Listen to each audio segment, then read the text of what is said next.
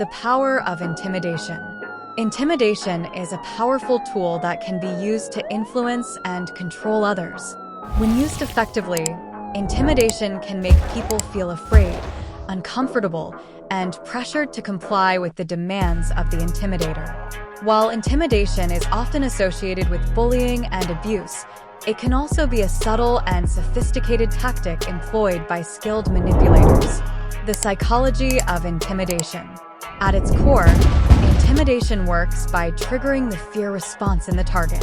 When we feel threatened, our bodies release stress hormones like adrenaline and cortisol, preparing us to fight, flee, or freeze.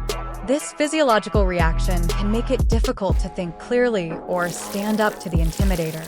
Intimidators often exploit this by using aggressive body language, harsh tones of voice, and implicit or explicit threats to keep their targets off balance and compliant. Intimidation in interpersonal relationships.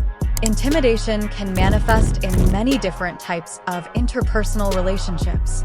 In romantic relationships, one partner may use intimidation to maintain power and control over the other, such as by threatening to leave, withholding affection, or making disparaging comments.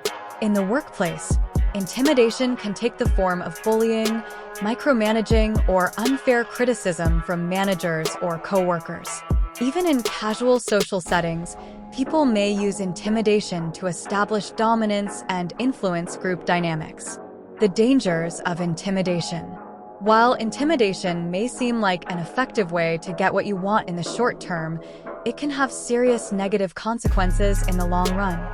Targets of intimidation may suffer from anxiety, depression, low self-esteem, and even post-traumatic stress disorder. Intimidation can also damage relationships, create a toxic environment, and undermine productivity and creativity. In extreme cases, intimidation can escalate into physical violence. Resisting intimidation. Resisting intimidation requires courage, assertiveness, and a strong sense of self-worth. It's important to set clear boundaries, stand up for your rights, and refuse to be manipulated or controlled.